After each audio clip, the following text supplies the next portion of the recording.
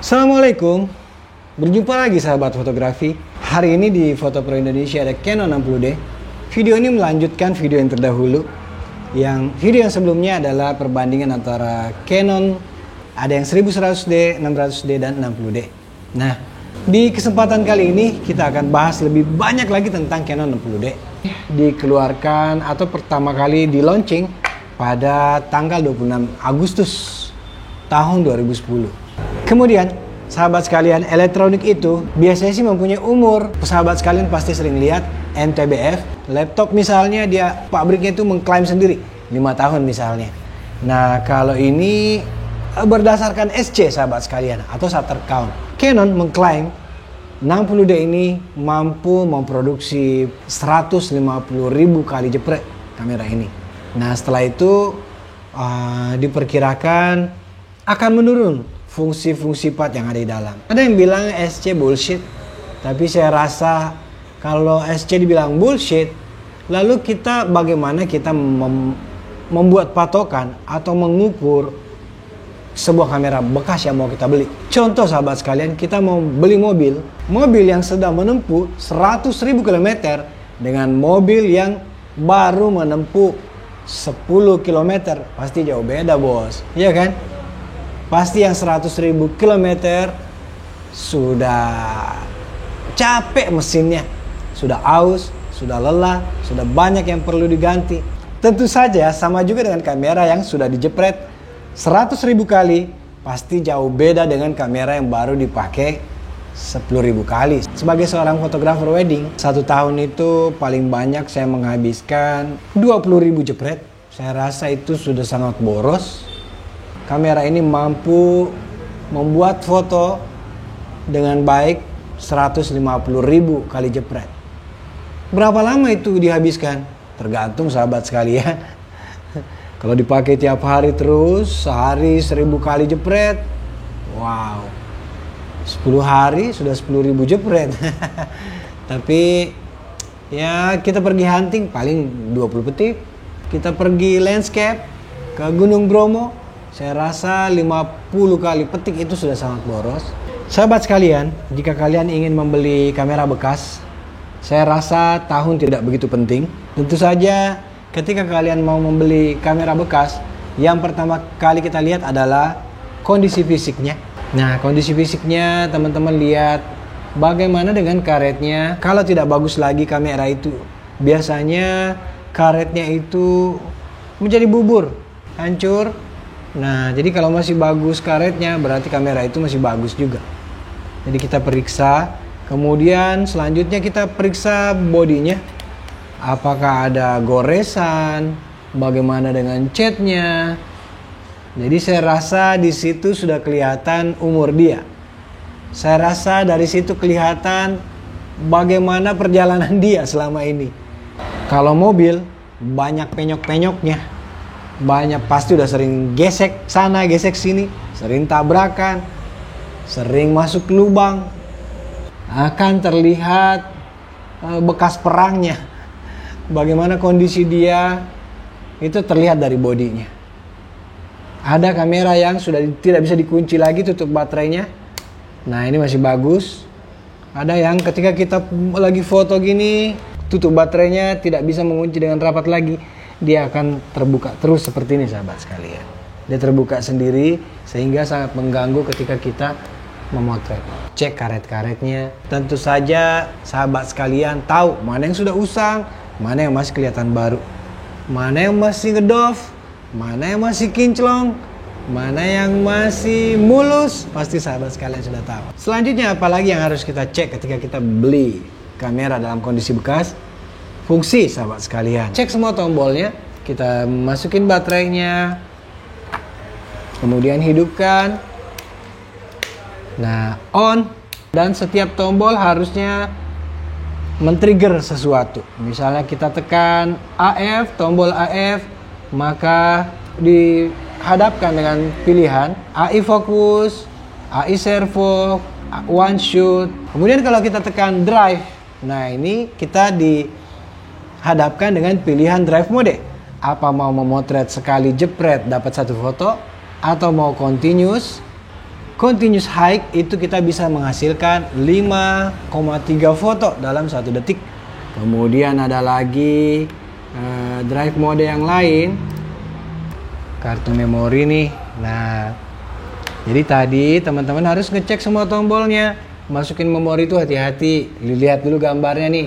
Ada arahnya, ada tanda panahnya. Nggak boleh terbalik. Karena kalau terbalik bisa merusak slot memori atau rumah memorinya atau garpu-garpu yang ada di dalam. Nih, masukin, kemudian tutup. Drive mode single, kemudian kita coba ke continuous H. Ini continuous H. Kemudian ini adalah single. Drive mode yang single shoot, cuma sekali foto. Nah, tuh cuma satu. Walaupun kita tekan lama, nah itu cuma satu foto gitu. Jadi ada continuous high 5,3 foto dalam 1 detik. Ada continuous yang biasa, iya 3 foto per detik. Kemudian ada mode drive mode remote, ada timer. Jadi kita bisa taruh di sini, kita set timer, kemudian kita foto rame-rame sama teman-teman. Kita bisa atur waktunya 10 detik misalnya. Ini contoh 2 detik. 1, 2. Nah, di detik kedua dia baru motret. Itu pakai timer. Untuk melihat hasil fotonya itu ada nggak? Gitu. Bisa nggak kamera ini membaca memori? Kita coba lagi foto. Kita coba foto. Nah, lihat hasilnya ada nggak? Untuk live view, tombol untuk live view berfungsi nggak? Tuh, berfungsi dengan baik. Kemudian tombol rodanya, roda wheel-nya nih. Tuh, berfungsi nggak? Ini adalah mode P. Di sini mode P berfungsi sebagai exposure compensation. Nah, tuh. Untuk menggelapin, untuk menerangin pada mode P berfungsi nggak? Oke, berfungsi.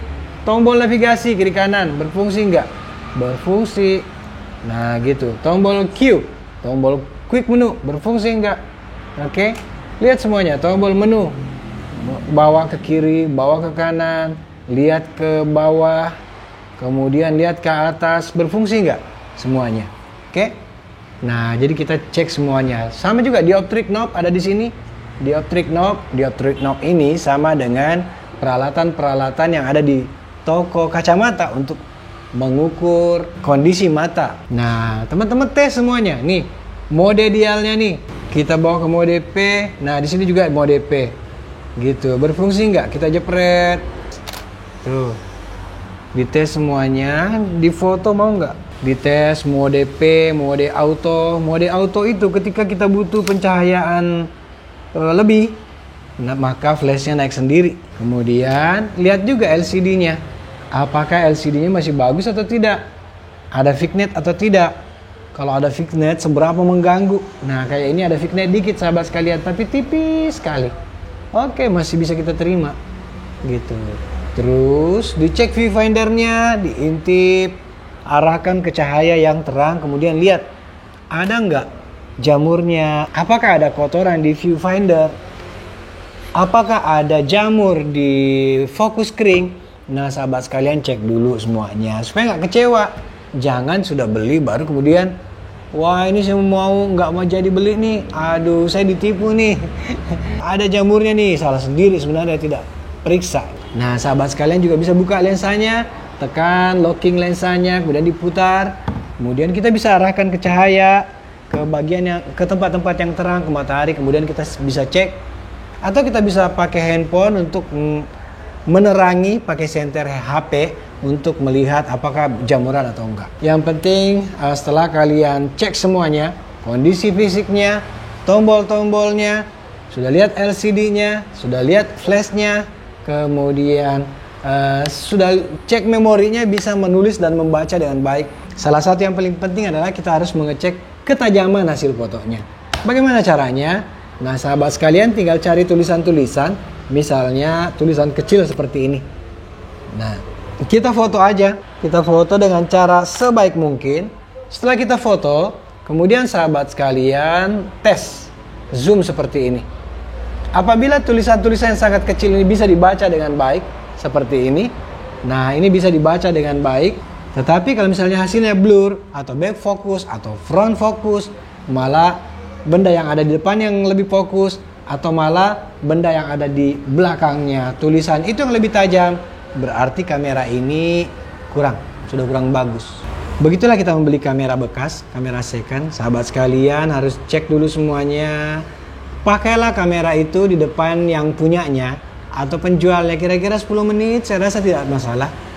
Di dalam waktu 10 menit itu kita bisa melihat apabila ada masalah.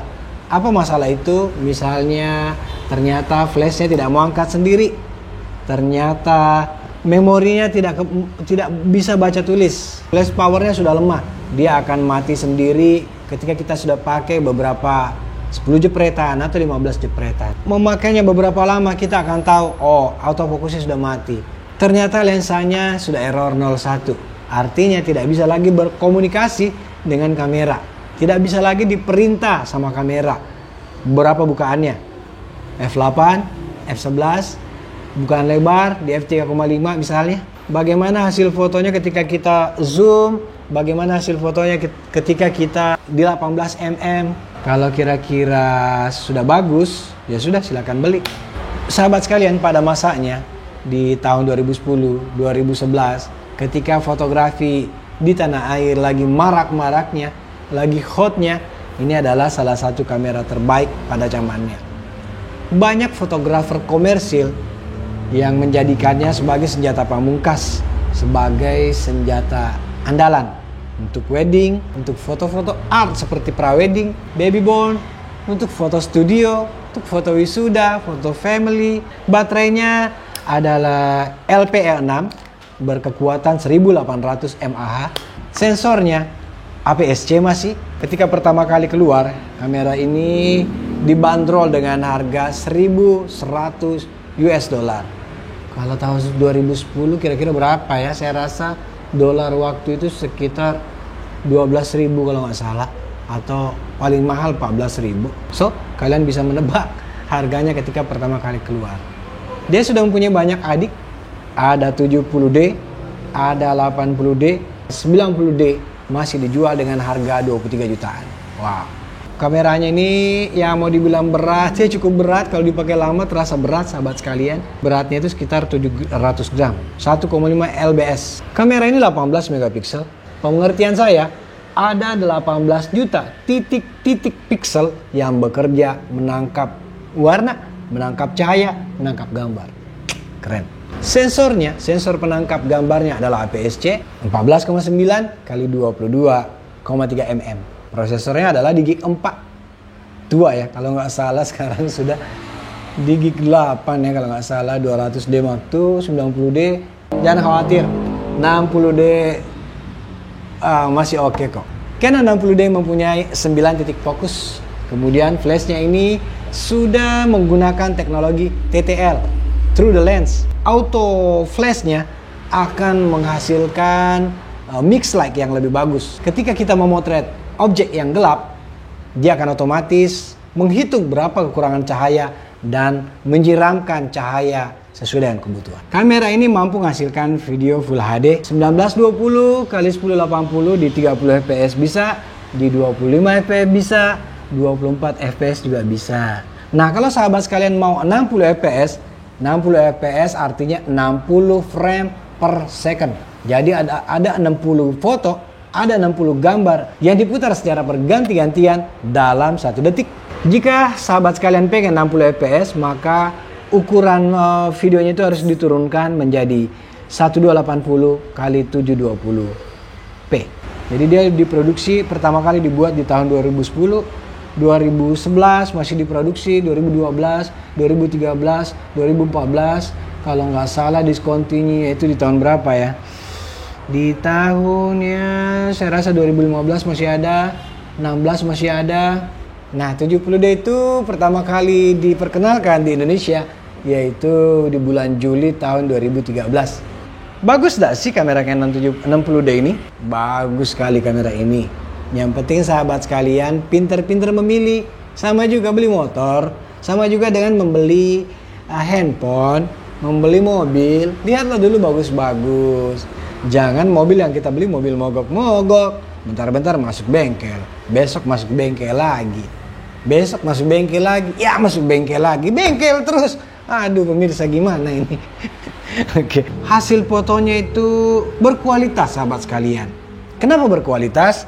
Karena teman-teman fotografer komersil banyak yang menggunakan ini dulu.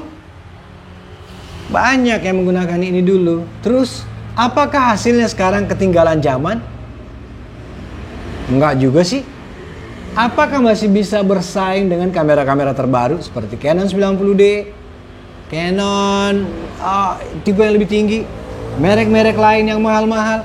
Apakah masih bisa bersaing? Bisa. Bisa. Caranya bagaimana? Asalkan sahabat sekalian tahu pakainya. Asalkan sahabat sekalian mampu mengoperasikan dengan baik. Apa sih syarat dari foto bagus itu sahabat sekalian? Pasti kalian sudah tahu semua. Pertama, dia harus tajam, ya kan? Walaupun yang difoto presiden, Bapak Presiden Jokowi, tetapi blur wajahnya, orang pasti kecewa. Orang pasti kurang menghargai, iya kan? Yang kedua, exposure atau pencahayaan daripada foto itu pas. Yang ketiga, warnanya juga pas. Senatural mungkin, sesuai dengan aslinya. Nah, jadi kalau bicara mengenai teknis, itu dia. Tajam, kemudian cahayanya pas, dan colornya pun pas gitu loh.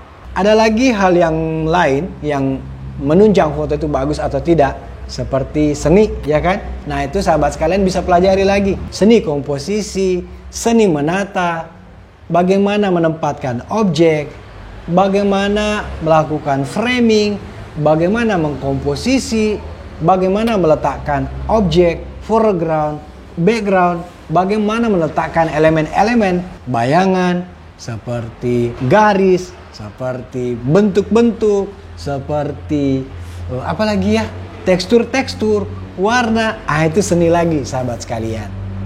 Oke, kita kembali ke 60D. So, recommended gak sih di zaman sekarang Canon 60D? Saya rasa ya cukup recommended karena ini adalah senjata handal Innova. Tahun-tahun yang tua masih banyak kok dicari orang sekarang karena ya mesinnya yang mantap, kuat jalan jauh, hemat, cukup tahan lama, cukup bagus. Tapi bagaimanapun juga sahabat sekalian harus memeliharanya, melakukan pemeliharaan. Apa saja sih kerusakan yang bisa terjadi di kamera Canon 60D? Yang pertama adalah foto blur. Nah, foto blur itu terjadi ketika sahabat sekalian jarang membersihkan permukaan optiknya. Kadang-kadang permukaan lensa itu tanpa sengaja kena dari tubuh kita. Nah, sedangkan tubuh kita itu mengeluarkan keringat, kadang berminyak.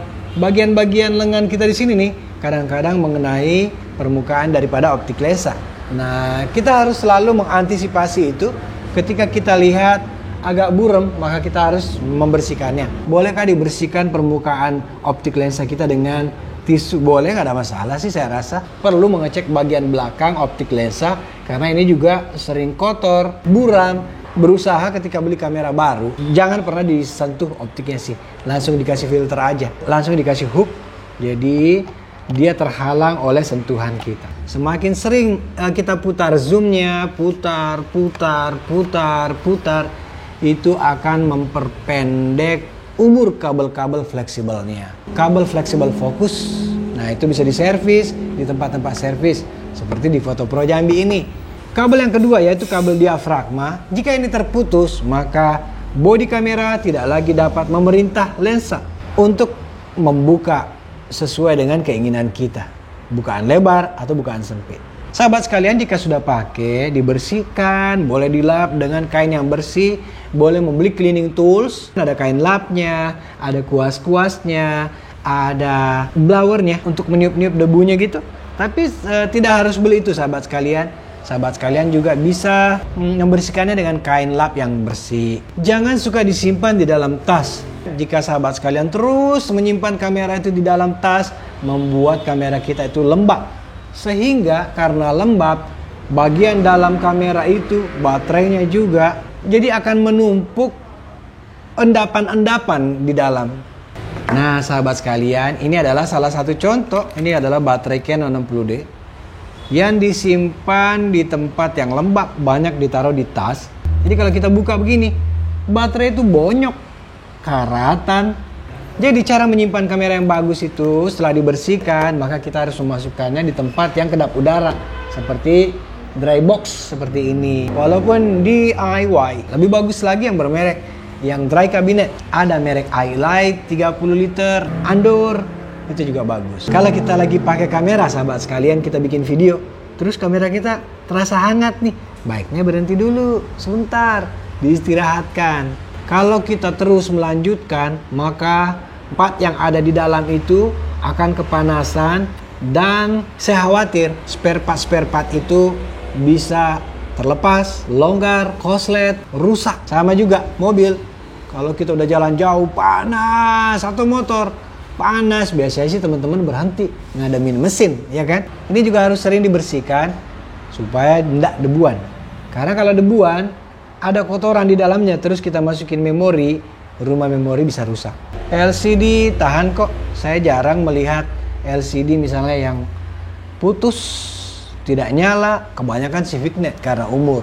Ini adalah kamera yang handal, bisa video, bisa ngevlog karena LCD-nya bisa hadap ke depan. Sudah ada LCD bahu di sini. Kita mampu mengontrol dengan cepat. Pengaturan diafragmanya sudah sendiri. Kalau Canon 600D masih gabung dengan dial speed. Ini adalah speed, kemudian di roda ini adalah diafragma. Kemudian ISO-nya mempunyai tombol sendiri.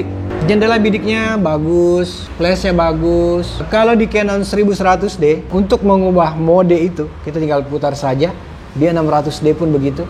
Tetapi di Canon 60D, kita harus tekan dulu lockingnya, baru kita bisa putar modenya. Baru kita bisa pindahkan ke manual, aperture value, time value, program, bulb, dan lain sebagainya.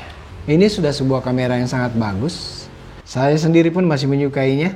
Membawanya hunting, memotret landscape, memotret model, tergantung lensanya lagi. Kita bisa tukar-tukar lensa. Bagi sahabat sekalian yang masih penasaran, silakan tinggalkan komentar di bawah. Saya akan coba menjawab sesuai dengan kemampuan. Demikian dulu reviewnya, semoga bermanfaat. Assalamualaikum warahmatullahi wabarakatuh.